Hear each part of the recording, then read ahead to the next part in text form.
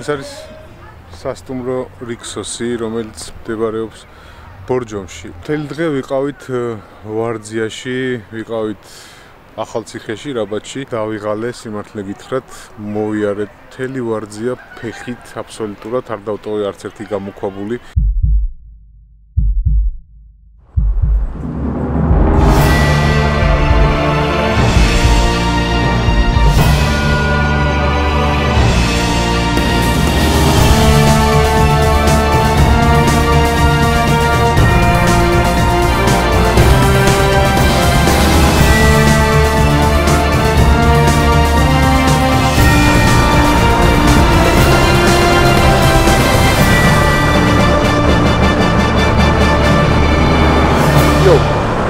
Rabati.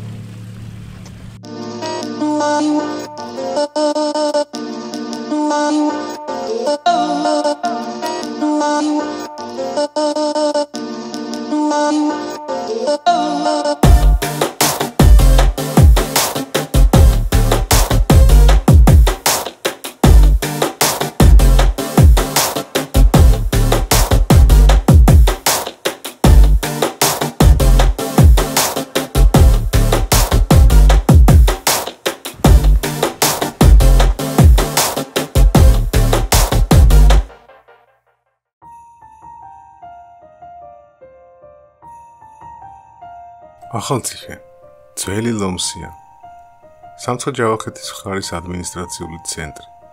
მდებარეობს ახალციხის ქვაბულში, მდინარე ფოცხოვის ორივე ნაპირზე, ზღვის დონიდან 1000 მეტრის სიმაღლეზე. ქალაქ ახალციხის ტერიტორიაზე პირველი ქალაქის ტიპის დასახლება გაჩნდა მდინარე ფოცხოვის მარცხენა სანაპიროზე, სადაც 1953 წელს არქეოლოგიური გათხრების დროს აღმოჩნდა ენეოლითის ადრინდელი ბრინჯაოს ხანის ნასახლარი. ეს ადგილი დღეს ცნობილია ამირანის გორას სახელით. სამცხე-ჯავახეთში, მდინარე ფოცხოვის ორივე მხარეს გაშლილი ახალციხე იმ პატარა ქალაქების რიცხვს ეკუთვნის, ტურისტებზე წარუშლილი შთაბეჭდილებების დატოვებას იოლად რომ ახერხებენ. კოლორიტული ძველი უბნით, რაბათის ციხესიმაგრით და 18500 მოსახლით. ახალციხე დღეს ერთ-ერთი ყველაზე საინტერესო ღირსშესანიშნაობად ითვლება საქართველოში. მისი განახლებული არქიტექტურის მოწონება გემოვნების საკითხია. ლომსიას წარმოშობა და სამცხის ეკონომიურ-პოლიტიკურ და კულტურულ ცენტრად გახდომა განაპირობა მისმა მოხერხებულმა გეოგრაფიულმა მდებარეობამ, რადგან იგი წარმოადგენს სტრატეგიულ გზაჯვარედინს ქართლს, ჯავახეთს, აჭარ-იმერეთსა და აოკლარჯეთს შორის. ახალციხე წყაროებში მე-12 საუკუნიდან იხსენიება, როცა სამცხის ათაბაგებმა ჯაყელებმა აღადგინეს და განაახლეს ციხესიმაგრე ლომსია, რის შემდეგაც მას ახალციხე ეწოდა. მე-13-მე-17 საუკუნეებში ციხე ქალაქის სამცხე ათაბაგ ჯაყელს ეკუთვნოდა და ამ საგვარეულოს მფლობელობაში იყო. 1578 წელს ოსმალებმა დაიპყრეს, ხოლო 1628 წლიდან ახალციხის საფაშოს ცენტრი გახდა. ახალციხის წინააღმდეგ გალაშქრება რუსეთმა ჯერ კიდევ 1810 წელს სცადა, მაგრამ მაშინ ქალაქის აღება ვერ მოხერხდა. 1829 წელს ქალაქი რუსეთის იმპერიის შემადგენლობაში შევიდა. მიუხედავად იმავე წლის თურქების ცდილობისა დაებრუნებინათ ახალციხე, მარცხით დამთავრდა. 1829 წლის სექტემბერში ანდრიანოპოლის საზავო ხელშეკრულებით თურქეთმა რუსეთს გადასცა ახალციხის საფაშოს ნაწილი.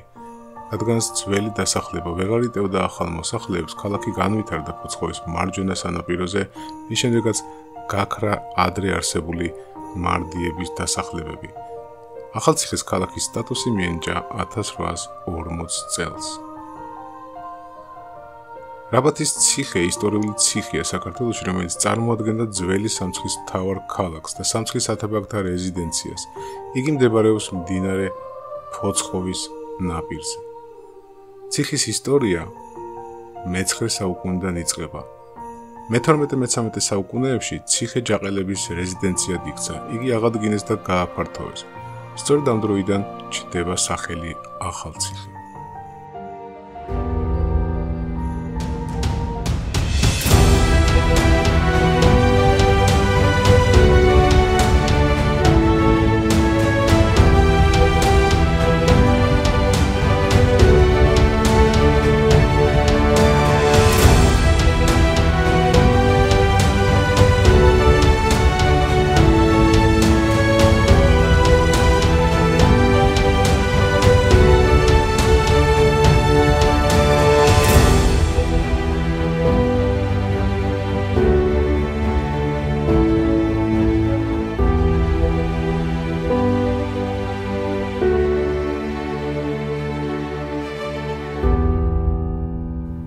ვარძია.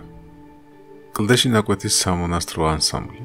მე-12-მე-13 საუკუნეების ქართული მხატვრული კულტურის ძეგლი. ვარძია მდებარეობს ისტორიულ ჯავახეთში, ასპინძის რაიონში, მდინარე მტკვრის მარცხენა ნაპირზე, ზღვის დონიდან 1300 მეტრზე. ოროგრაფიული სქემის მიხედვით ვარძია მდებარეობს ერუშეთის ქედის აღმოსავლეთის განტოტების ბოლოს, ვარძიის უკიდურესი ზედა გამოქვაბული ზღვის დონიდან 1462 მეტრზე ძევს. მეფე გიორგი მესამე დიდებულებთან ერთად სანადიროდ ამოსულა. მეფეს თავისი ასული პატარა თამარიც თან წაუყვანია. ნადირობა დაიწყო. ნადირობით გატაცებული მეფესა და მის მხლებლებს ბავში აღარ მოჰგონებიათ. თამაშით გართული თამარი გამოქვაბულში დაიკარგა. შეწყდა ნადირობა. აღელვებული და შეშფოთებული მონადირენი აქეთ-იქით აწყდებოდნენ. თამარს ეძებდნენ. სათხარ თამარ? დაიძახა ერთ-ერთმა მხლებელმა. გამოქვაბულში გზააბნეულმა თამარმა სიხარულით შეძახა. აქ ვარძია. და სწორედ ამიტომ დაერქვა ამ ადგილს ვარძია. მტერს რომ არ შეეტყო თამარ მეფის ადგილსამყოფელი, ვარძიაში თამარის ბრძანებით 365 ოთახი იყო გამოკვეთილი. იმდენი ოთახი, რამდენი დღეცაა წელიწადში. ყოველ დღე თითო ოთახი იკვეთებოდა და მშენებლობა ერთ წელიწადში დამთავრდა. დადგენილია, რომ ხეობა მტკვრის ორივე მხარეს მჭიდროდ იყო დასახლებული უკვე ენეოლითის ხანაში. არქეოლოგიური სამუშაოების დროს ტერასებზე და ბორცვებზე მიკვლეულია პირველყოფილი თემური საზოგადოების ენეოლით ბრინჯაოს და გვიან ბრინჯაოს ეპოქის ძეგლები.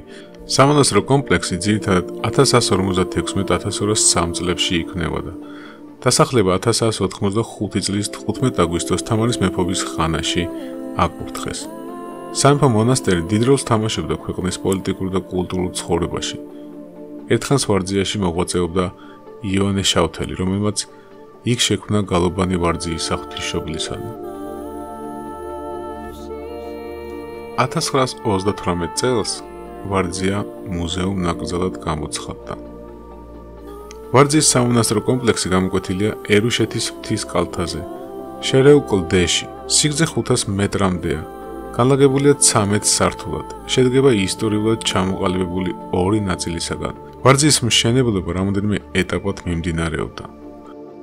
წყალსადენი გამოყვანილია ვარძიაში ძველ სოფელ ზედა ვარძიიდან 3 კილომეტრ-ნახევარი სიგრძის ტერასის 1/3 კლდეში გაკაფულ გვირაბებშია გამართული. წყლის დებეტი დღე-ღამეში 166,000 ლიტრი უნდა ყოფილიყო, რაც დაახლოებით 50,000 ადამიანს დააკმაყოფილებდა. ცისტერნა ვარძიის დასავლეთ ნაწილშია ამოკაფული. იტევდა დაახლოებით 630,000 ლიტრ წყალს. ბუნებრივი წყარო ღვთისმშობლის ეკლესიის სიახლოვესაა, მის ჩრდილოეთ მხარეს კლდის სიღრმეში მისი აუზი 8 კუბურ მეტრ წყალს შეიცავს. მისი მუდმივი ტემპერატურა 11 გრადუსია. ვარძიაში 28 მარანია შემორჩენილი, 6 დარბაზი, 22 სათავსო. მარნები მთლიანობაში 235 ქვევრს მოიცავდა. მისი საერთო ტევადობა 100,000 ლიტრია.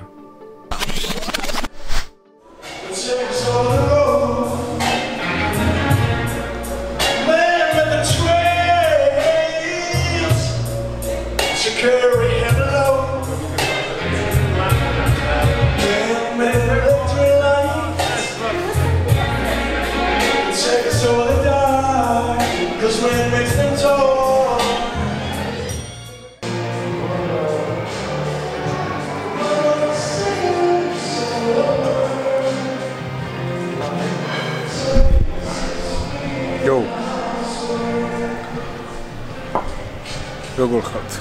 დღეს მთელი დღეა მოვიარე ვარძია, რაბათი, საკმაოდ ბევრი ვიარე, აბსოლუტურად მთელი ვარძია გამოვიკვლიე, არც ერთი გვირაბი არ დავტოვე, გამოვუკლევად და ყველა გამოქვაბულში შევედი, ძალიან მომეწონა, ყველას გირჩევთ ვარძია დაათვალიეროთ, ვისაც არ გაქვთ დათვალიერებული, აუცილებლად, ეს არის ძალიან დიდი ისტორიული ძეგლი, მე-13 საუკუნეა, თამარ მეფის დროინდელი.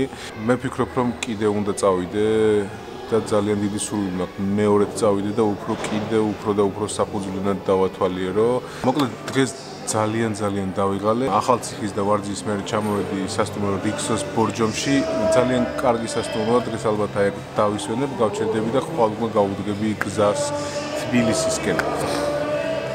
დღეისათვის სულ ეს იყო. ჩემი დღევანდელი ეპიზოდი დამთავრებულია და ძალიან დიდი მადლობა იმისთვის, რომ ცხოვრების რამოდენიმე წუთი დახარჯეთ ჩემი ვიდეოს სანახავად. დიდი მადლობა ყველას და დროებით შევხვდებით შემდეგ ეპიზოდში. მაგრად